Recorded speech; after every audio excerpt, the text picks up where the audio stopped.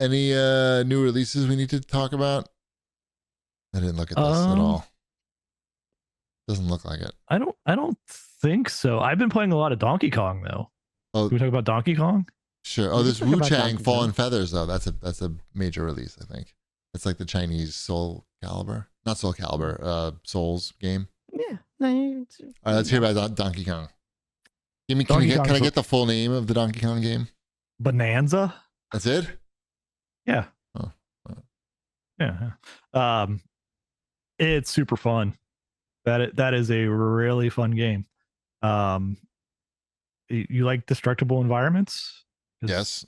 Is it a single player game? It is a single player game. Yeah, it's a full like 3D platformer where Donkey Kong can punch his way around and deform all the environments, and he's looking for bananas. Likes bananas. Me too. Yeah. So it is like, I don't know. They did a really good job with it. It's just fun to play. Which Donkey Kong is this? Is this the original Donkey Kong, or is this Donkey Kong Jr. as an adult, or is this someone else? Is this Pauline is 13 years old in this game. So is this like Donkey Kong Senior? It could just be Donkey Kong, I think, right? If Pauline is 13, because I assume Donkey Kong kidnapped an adult Pauline. Right, but like, do they have like less like expected life between a human and a Donkey Kong? I think so. Let's see. Okay. Gorilla life. Donkey Kong, not gorilla. Donkey Kong, yeah. Well, what's Donkey Kong's life expectancy? I'm assuming based on his size that it would be actually less than an average gorilla. So an average gorilla is 35 to 40. So let's say we take the high road and we say 35 years. That means that if Pauline's 13 and let's say she was kidnapped when she was what, at 22, 23, how old do we think Pauline was? Yeah, I'm not really sure on the storyline as far as like the timeline here. I think this is because they're like friends, Pauline and this Donkey Kong. So maybe it'll explain it by the time it gets to the end. But they're like friends in this one. He's like protecting her. It could have. Was it not just a misunderstanding in the original Donkey Kong? I don't know. Was it? I don't know. But I would say this one, it's a strong game and a strong start for the Switch 2 with this being there. This one's not $70, right? Or $80? Not $80. I think it's 70. 70. Yeah. I don't know what else to say about it really. Like it's just, you go around, you get different powers, you get stronger, takes you less punches to punch through stuff. They did it. They cracked the code. They did. Like it's a really fun platformer, and it's surprising like that. I'm going to say they probably were working on this for a while, but they just didn't have the horsepower on the Switch to pull it off, because these are like pretty big environments that you're just completely wrecking. And you can dig for a while too. Like if you want to dig down for like a minute, just go ahead and dig down for a minute. I think this probably, like, between this and Mario Kart, they're probably set up for a little while here while they start developing a true Mario game. But great. I don't know. It's very good. Cool. Sweet.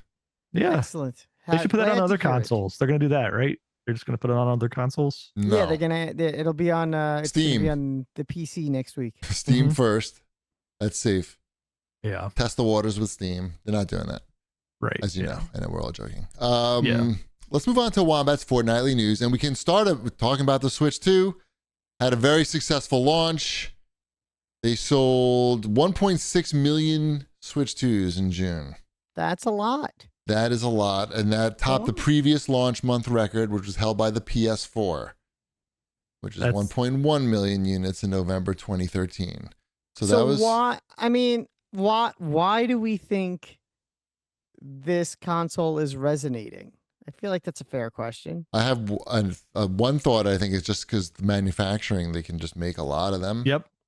They had a good stream of the consoles available to purchase, and they've been restocking them pretty well here. which is not the way it usually goes. I think it's Right, because it's just not that hard to make, probably, right? Like the parts aren't that. I mean, not that hard to make in the fact that the parts are available. They're not cost prohibitive to make a lot at once. And usually it's not that way with consoles. Yeah, I think there's two other things that are helping them out here too. Is like the Switch, like it had a long cycle there, right? Like I don't remember how many years, but it's been a while since the Switch has been out. So people were ready for another Nintendo, and launching with Mario Kart certainly doesn't hurt either when that's one of the biggest sellers of the last generation. So I think they did it again. Nintendo, amazingly enough, they figured out how to make money on They're good at that. Their video games. Yeah. I also saw a thing when it's Circana. Is that what they're called now? Yep. Where they were talking about part of it that there is, you have the new games, your Donkey Kong and your Mario Kart, and also those same people, those kids that are playing that are also able to download their Roblox and Fortnite onto it as well, and they are basically not missing a beat between what they're playing with their friends and being able to play the new Switch 2 stuff, and that, you know, there's no back and forth, there's no needing that old console, and that's helped significantly. Fortnite probably wasn't too good on the original Switch. No, Fortnite was terrible on the original It's Switch. almost unplayable, but I know a lot of kids were playing it that way. Mhm. Right? Like I know They probably some couldn't wait. adaptions- So it's probably right. Like those kids probably were like, they want to upgrade their Fortnite machine. That probably helped a fair, you know, it didn't hurt. It doesn't hurt to upgrade your Fortnite and Roblox machine. Right. We alluded to this item earlier at the beginning of the show, but Sony is suing Tencent over this, what they call a Horizon Zero Dawn ripoff. Their game called Light of Motion. Have you looked at it? I just want you to click on this. Yeah, I looked at now it. It's pretty and crazy. get your response. Yeah, it's when you click on it and look at the two pictures side by side, you're like, oh yeah, these look like the same thing. Everything. I saw a blurb where at one point Tencent did try to license Horizon from Sony, and Sony said no, and then Tencent did it anyway. So right, they made their own one. Mm-hmm. And yeah, I don't know. Not a great name. I can't even pronounce that. Light of Motrin? Motrin. Motrin. Yeah, Motirium. Yeah. Yeah. I know how to say Horizon Zero Dawn. Mm-hmm. All right, what else we got here? I thought this was interesting that because of the payment processors that these companies rely on, Steam and itch took down like all these games that have adult content, basically. And a lot of these are like indie games. These are not like Call of Duty. This is like somebody made a game about like what it's like to be sexually abused, and then they just found like their game pulled off all these stores. And I'm sure Steam doesn't give two shits because they're not really making any sizable amount of money off it. But these smaller platforms like itch, that's like their whole thing. Their bread and butter is like these small games like that. It's not great. So they're trying to find some other payment processor. Steam probably doesn't care, so they're probably not doing shit. But these other companies are trying to find more friendly payment processors. What happened to I had CAGbag questions on here. I got to get them off the phone. But find them. Yeah, I got them. Don't worry. I got them on my phone. I did play through Tony Hawk 3 and 4 on Switch as well. I was going to ask you, did you finish it yet? Yeah. What, did I finish it? Yeah. I played. Hawk? I finished all the main goals for both games. Got all the collectibles, and I'm probably about halfway through. Like once you finish those, it unlocks all these new pro challenges. I'm about halfway through those pro challenges that you play on every level again. Is Switch the primary platform for this? That I've been playing on? Yeah. For me? Yeah. Yes, but part of that's simply because I've been on vacation and that's where I was playing it at. So I'm further along. Yes, I'm much further along on Switch than I am on Xbox right now. I think I've only completed Tony Hawk 3 on Xbox. I mean, that game requires pretty precise control. What's it like playing on that? Not as good on Switch, but I got used to it, I would say. You Like could it work took with some it. time. Yeah, it took some time to get It's used made to. him a better Donkey Kong player. It really like highlighted like the analog sticks for me on the Switch, like are suited for Nintendo games in that it feels like they're a little bit like looser when you're playing them, like more fluid. Whereas like with something like Tony Hawk, it's like you need to make very precise actions. So like I can't pull off like as consistently like tricks that I know I'm gonna do every time. Like I really have to concentrate, Right. like to hold like in a diagonal direction and hit them. And you can't play like the D-pad it's not a D-pad on the Switch, right? It's 4 buttons. So trying to play that way with a D-pad is Right. like it's impossible. But it's So not impossible. You did it. No, I played with the analog. Like you can either use the analog stick or the D-pad, right? Like that's how it's always been with Tony Hawk games. And so like I usually play analog stick, but like I'll go to D-pad if I'm trying to be really precise on Tony Hawk usually. Yeah. Doesn't work.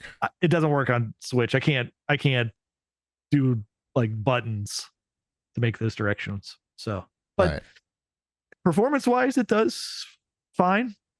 Right, like it's not as graphically advanced playing in handheld mode as like on Xbox, but it looks nice. All right. It's good. Cool. Yeah.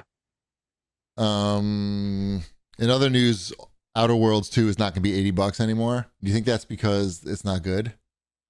No, I think it's because they know that people aren't going to spend $80 for that game. Right. That makes sense. They're just going to wait for they wouldn't sell enough at that price. Not with Game Pass and the higher price. Right.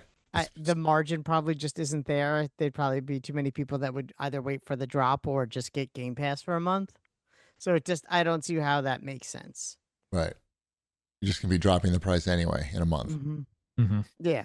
You know, every time I see Skull and Bones in that Ultimate Game Sale on the Xbox for $9.99, I laugh my ass off.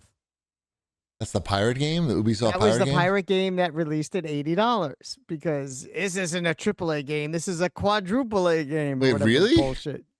80? It wasn't $80. It was it?